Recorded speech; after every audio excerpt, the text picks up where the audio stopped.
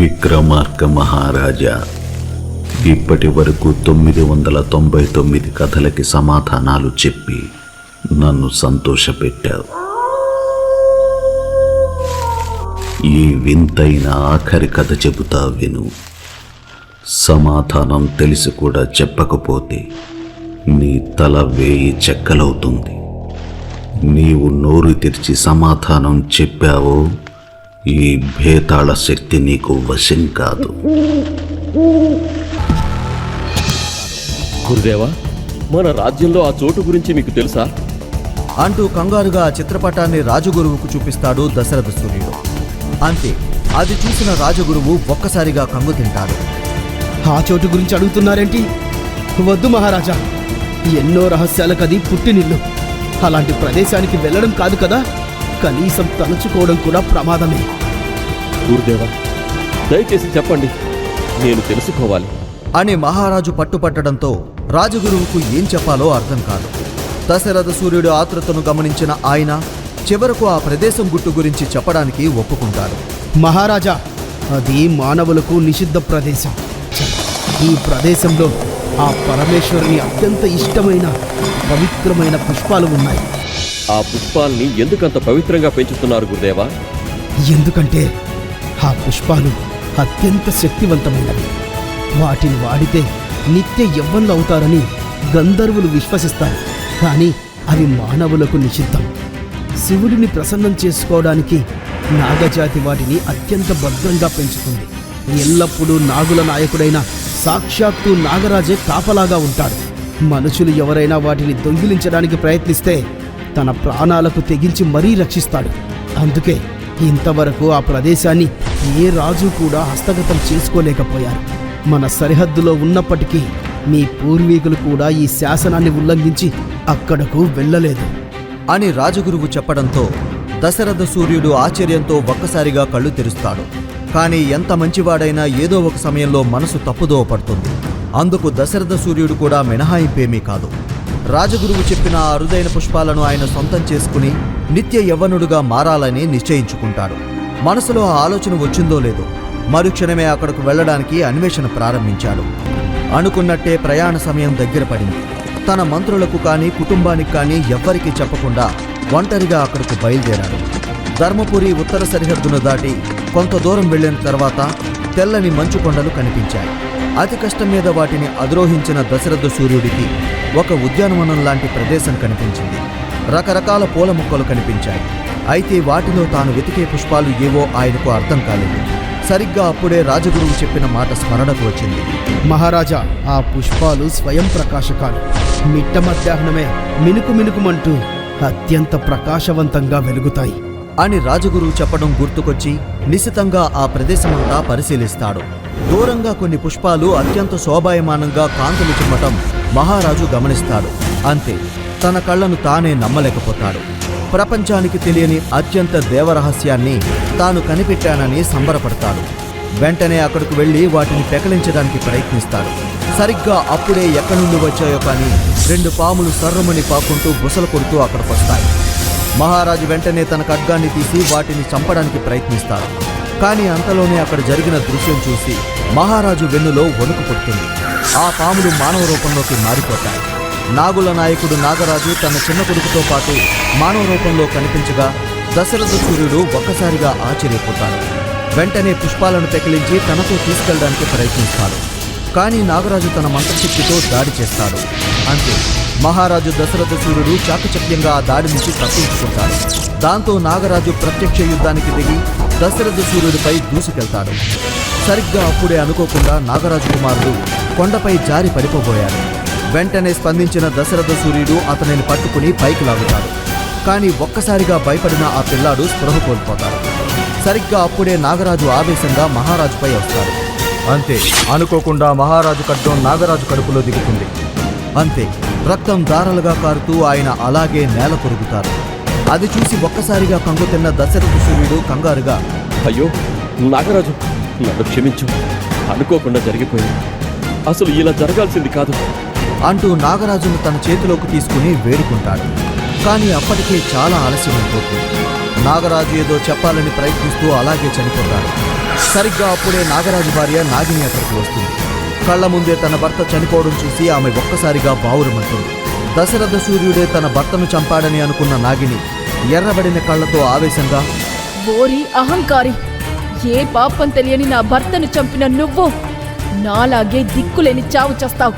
నా ఈ శాపం నిన్ను నీ వంశాన్ని వదిలిపెట్టదు. నీ వారసత్వం దారుణంగా నాశనమవుతుంది అని నాగిని శపించడంతో దశరథ సూర్యుడికి గుండెల్లో గుణపం తిప్పినంత పనవుతుంది. భయంతో వణికిపోయిన ఆయన వెంటనే నాగిని కాళ్లపై పడి వేడుకుంటాడు. తల్లి క్షమించు. నా బుద్ధి గడ్డి తిని ఇక్కడికొచ్చి పాపాన్ని మూటగట్టుకున్నాను. నేను చేసిన తప్పుకు నా వారసులకి ఇంత పెద్ద శిక్ష వేయడం సరికాదు. దయచేసి శాపాన్ని విరమించుకో అని దశరథ సూర్యుడు వేడుకుంటాడు.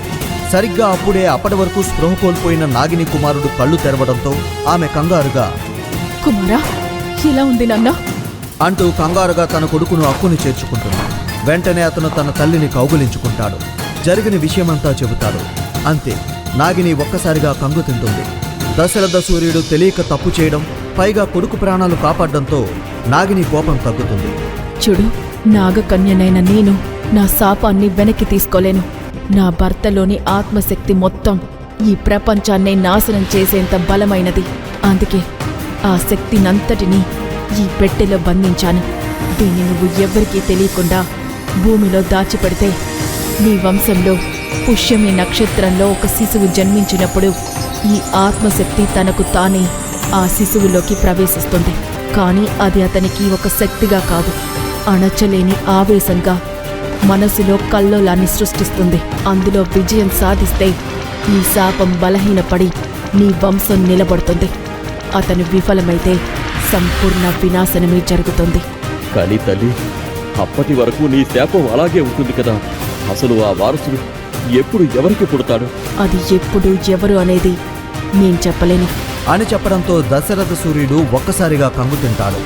అనంతరం నాగిని ఇచ్చిన పెట్టెను రహస్యంగా ఒకచోట పాతిపెట్టి గుండె ముక్కలైన బాధతో దిగాలుగా ఇంటికి తిరిగొస్తాడు. అప్పటి నుంచి అతని వంశంలో ప్రతి 12 సంవత్సరాలకు ఒకసారి ఎవరో ఒకరు అర్ధంతరంగా చనిపోతూ ఉంటారు. అది చూసిన దశరథ సూర్యుడికి కంటి మీద కునుకుండదు. దీంతో తను ఒక్కడు చేసిన పాపానికి ఎంతమంది బలి కావడం తట్టుకోలేక ఒకరోజు ఆత్మహత్య చేసుకుని చనిపోతాడు. ఆయన మరణం తర్వాత కూడా ఈ మరణాలు ఆగవు. అలా 150 సంవత్సరాలు గడుస్తాయి. ప్రస్తుతం ధర్మపురిని మహారాజు సూర్యశేఖరుడు పరిపాలిస్తున్నాడు. పెళ్లైన చాలా సంవత్సరాలకు ఆయనకు ఒక కుమారుడు జన్మిస్తాడు. నాగరాజు జన్మించిన పుష్యమి నక్షత్రంలోనే ఆబాలుడు పుట్టడంతో అతనికి విశ్వజిత్ అని పేరు పెడతారు. అతను పుట్టడంతోనే దశరథ సూర్యుడు భూమిలో పాతిపెట్టిన పెట్టె నుంచి నాగరాజు శక్తి తనకు తానే బయటకొచ్చి ఆ బాలుడిలోకి ప్రవేశిస్తుంది. కానీ ఆ విషయం అతనితో పాటు ఎవ్వరికీ తెలియదు. విశ్వజిత్ పుట్టిన 4 సంవత్సరాల తర్వాత మరో బాలికకు జన్మనిస్తూ మహారాణి చనిపోవడంతో మహారాజు కంటికి రెప్పలా ఇద్దరినీ కాపాడుకుంటూ వస్తాడు. అలా మరో 12 సంవత్సరాలు గడుస్తాయి. విశ్వజిత్ కూడా పెరిగి పెద్దవాడై అన్ని యుద్ధ విద్యల్లో నిష్ణాతుడవుతాడు. అతని సోదరి విశ్వప్రియ కూడా చిన్నతనం నుండి మహాయోధురాలుగా గుర్తింపు తెచ్చుకోవడంతో అతి కొద్ది మందికి మాత్రమే వచ్చే సప్తశక్తి ఆశ్రమంలో శిక్షణ పొందేందుకు ఆమెకు అవకాశం లభిస్తుంది. ఇదిలా ఉండగా ఆ రోజు దీపావళి కావడంతో ఉద్యానవనంలో కూర్చుని తనలోని అంతర్లీన శక్తిని పెంచుకోవడానికి ప్రయత్నిస్తూ ఉంటాడు విశ్వజిత్. సుదీర్ఘ ధ్యానం తర్వాత కళ్ళు తెరిచిన విశ్వజిత్ నుంచి ఊదా రంగులో ఉన్న కాంతి వలయం వెలువడుతుంది. అది నేరుగా అతనికి ఎదురుగా ఉన్న పెద్ద రాయిని తాకగానే అది 100 ముక్కలైంది. అంతే, ఆనందంతో ఊగిపోయిన విశ్వజిత్ వేగంగా తన తండ్రి వద్దకు వెళ్ళాడు. నాన్నగారు, నేను సాధించాను. నేను మొదటి చక్రమైన మూలాధార చక్రాన్ని జాగృతం చేశాను. నాకు తెలుసు విశ్వ, నువ్వు సాధిస్తావని. అందుకే నీకో కానుక తెచ్చాను అంటూ ఒక చిన్న పుస్తకాన్ని విశ్వజిత్కిస్తాడు సూర్యశేఖరుడు. అంతే, అది చూసి అతని కళ్ళు ఆశ్చర్యంతో వెలిగిపోతాయి. విశ్వ, ఎట్టి పరిస్థితుల్లోనూ ఈ పుస్తకాన్ని వదిలిపెట్టొద్దు. దీన్ని చదివితే నీలో దాగి ఉన్న శక్తిని 2 రెట్లు పెంచుకోవచ్చు అని ఇంకేదో చెప్పబోతుండగా సూర్యశేఖరుడు గట్టిగా దగ్గడం ప్రారంభిస్తాడు. మరుక్షణమే ఆ దగ్గు తీవ్ర రూపం దాల్చి నోట్లో నుంచి రక్తం దారాలుగా కారుతుంది. అంతే, అది చూసి కంగారు పడిన విశ్వజిత్ వెంటనే వైద్యుని పిలిచేందుకు వెళ్ళబోతాడు. కానీ సూర్యశేఖరుడు అడ్డుకుంటాడు. కుమారా, నాకింకా ఎక్కువ సమయం లేదు. కాబట్టి నా మాటలు జాగ్రత్తగా విను. ఎట్టి పరిస్థితుల్లోనూ ఈ గ్రంథాన్ని వదిలిపెట్టకు. ఇంకా ఈ రాజ్య భవిష్యత్తు నీ చేతిలోనే ఉంది. అలాగే సప్తశక్తి ఆశ్రమంలో ఉన్న నీ చెల్లి విశ్వప్రియను జాగ్రత్తగా చూసుకో. ఇంకో ముఖ్యమైన విషయం, నా చివరి ఆశ అని ఏదో చెప్పబోతూ రక్తం కక్కుకుని సూర్యశేఖరుడు అక్కడే ప్రాణాలు వదులుతాడు. అంతే, తండ్రి మరణం చూసి విశ్వజిత్ బోరున వెలిపిస్తాడు. దుర్మార్గుడా, కన్న తండ్రినే చంపేశావా? నీ పాపం పండింది. ఇంకా చూస్తారంటే బంధించండి వీణ్ణి. ఏం మాట్లాడుతున్నారు మీరు? నేను మా నాన్నని చంపడం ఏంటి? దీని వెనుక ఏదో కుట్ర ఉంది అని విశ్వజిత్ సైనికులను విడిపించుకోవడానికి ప్రయత్నిస్తాడు. అయితే ఇందుశేఖరుడు అతని దగ్గరకొచ్చి, రే, నువ్విప్పుడు మాకు లొంగకపోతే సప్తశక్తి ఆశ్రమంలో ఉన్న నీ చెల్లిని ఇంకెప్పుడు ప్రాణాలతో చూడలేవు అని బెదిరించడంతో విశ్వజిత్ ఒక్కసారిగా దిగ్భ్రాంతికి గురవుతాడు. తన చెల్లి కోసం వాళ్ల చేతికి బందీగా చిక్కుతాడు. అప్పటి నుంచి అతన్ని ఒక బానిసగా మార్చి కఠినంగా శిక్షిస్తుంటారు. అయితే ఎన్ని శిక్షలు అనుభవించినా తన తండ్రి చివరగా ఇచ్చిన పుస్తకాన్ని మాత్రం అతను వదిలిపెట్టలేదు. ఆ గ్రంథం చదివితే తనలో శక్తులు పెరుగుతాయని భావించిన విశ్వజిత్ ఎన్నోసార్లు చదవడానికి ప్రయత్నించి విఫలమవుతాడు. కానీ అందులో అతనికి ఒక్క ముక్క కూడా అర్థం కాదు. ఫలితంగా రోజురోజుకు అతనిలోని ఆశలు, ఆత్మవిశ్వాసం సన్నగిల్లుతుంది. మరోపక్క ఇందుశేఖరుడు ధర్మపురి సింహాసనం అధిష్ఠించి తన ఇష్టారీతిగా పరిపాలిస్తూ ఉంటాడు. ముఖ్యంగా మరణ సమరమనే వికృత క్రీడలను ప్రవేశపెట్టి తన శత్రువులను, తిరగబడిన వాళ్లను క్రూరంగా తన యోధులతో చంపిస్తూ పాశవిక ఆనందాన్ని పొందుతూ ఉంటాడు. తన కుమారుడైన ఆర్యతేజను కూడా అంతే క్రూరంగా పెంచడంతో అతను కూడా విశ్వజిత్తు చిత్రహింసలు పెడతాడు. ఒకరోజు అతని దగ్గరకొచ్చి ఆర్యతేజ, రే విశ్వ, ఎలా ఉన్నావు అంటూ వరుసకు తన సోదరుడైన విశ్వజిత్ను రెచ్చగొట్టడానికి ప్రయత్నిస్తాడు. కానీ అతనిలో ఎలాంటి స్పందన ఉండదు. దీంతో ఆర్యతేజ, రేయ్, నీకో విషయం తెలుసా? సప్తశక్తి ఆశ్రమంలో నీ చెల్లిని అంటూ వెటకారంగా నవ్వుతూ అతని చెల్లి గురించి ఒక రహస్యాన్ని చెబుతాడు ఆర్యతేజ. అంతే, ఆ మాట విన్న విశ్వజిత్ ఒక్కసారిగా దిగ్భ్రాంతికి గురవుతాడు. ఆవేశంగా ఆర్యతేజ వైపు చూస్తూ, రే, ఎందుకు ఇలా చేశాను? నేను తలుచుకుంటే నిన్ను, నీ తండ్రిని ఇప్పుడే చంపేసి ఈ రాజ్యాన్ని ఆక్రమించగలను అంటూ దూసుకెళ్తాడు. కానీ చేతులకు సంకెళ్ళు ఉండటంతో ఏమీ చేయలేకపోతాడు. విశ్వజిత్ను అలా చూసిన ఆర్యతేజ కొరడా తీసుకుని పెళ్లును చరుస్తూ, ఏంట్రా తెగ రెచ్చిపోతున్నావు? నీకు దమ్ముంటే రేపు జరగబోయే మరణ సమరంలో నాతో తలపడు. అక్కడ చూపిస్తా నేనంటే ఏంటో అంటూ తీవ్రంగా కొట్టమని తన సైనికులకు ఆదేశిస్తాడు ఆర్యతేజ. దాంతో వాళ్ళు విశ్వజిత్ను గొడ్డును బాదినట్టు బాదుతారు. ఆ రోజు సాయంత్రానికి విశ్వ ఒళ్ళంతా దెబ్బలతో పులిసిపోతుంది. అయితే దెబ్బల కంటే కూడా సప్తశక్తి ఆశ్రమంలో తన చెల్లికి ఏం జరుగుతుందో అనే ఆలోచనే విశ్వజిత్ను పొంగదీస్తుంది. తన తండ్రి చివరిగా తనకిచ్చిన గ్రంథాన్ని చూస్తూ దేనికోసమో ఆతృతగా వెతుకుతాడు. కానీ అతనికి అందులో ఒక్క అక్షరం కూడా అర్థం కాదు. 3 సంవత్సరాలుగా చదువుతున్నా ఎలాంటి ప్రతిఫలం ఉండకపోవడంతో కోపం పొంగిపోయిన విశ్వజిత్, నాన్న, ఈ పుస్తకం ఎందుకు పనికిరాని చెత్త కాగితాల పుట్ట. ఇందులో ఉన్నదంతా మోసం. ఎలాంటి రహస్యాలు కానీ శక్తులు కానీ లేవు అంటూ కోపంగా పుస్తకాన్ని విసిరికొడతాడు. అది నేరుగా గోడకున్న కాగడాకు తగిలి కాలిపోతుంది.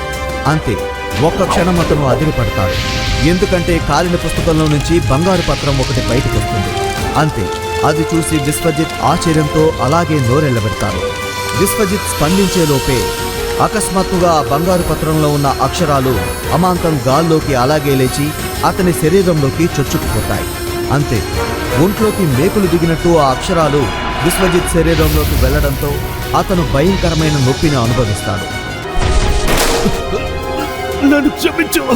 కోపంలో అనుకోకుండా పెద్ద తప్పు చేశాను. ఇంకెప్పుడు ఇలా చేయను. వదిలో అని గట్టిగా అరుస్తూ వేడుకుంటాడు. పుస్తకాన్ని కాల్చడం వల్లే తను ఈ బాధను అనుభవిస్తున్నానని విశ్వజిత్ అనుకుంటాడు. కానీ నిజం వేరు. ఎందుకంటే 150 ఏళ్ల క్రితం సరిగ్గా అదే రోజు నాగరాజు మరణించాడు. నాగిని ముందే చెప్పినట్లుగా నాగశక్తి విశ్వజిత్లో మేల్కొండం ప్రారంభించింది. సరిగ్గా అప్పుడే అతని మెదడులో భయంకరమైన దృశ్యాలు కనిపించాయి. అంతే, అది చూసి విశ్వజిత్ భయంతో వణికిపోయినా అతను గట్టిగా అరుస్తాడు. ఆ అరుపు చెరసాలంతా ప్రతిధ్వనించింది. వెంటనే సైనికులు అక్కడకు పరుగున వస్తారు. ఆ క్షణంలో విశ్వజిత్ చేస్తున్న పని చూసి వాళ్ళు తమ కళ్లను తామే నమ్మలేకపోతారు. వారి ఊహకందని భయంకరమైన దృశ్యం అక్కడ చోటు చేసుకోవడంతో వాళ్ల కాళ్ల కింద భూమి కంపించినంత పనవుతుంది. మరి అందరూ భయపడేంతగా అక్కడ ఏం జరిగింది? అసలు విశ్వజిత్కు ఏమవుతుంది? నాగిని శాపం నుంచి అతను విముక్తి పొందుతాడా?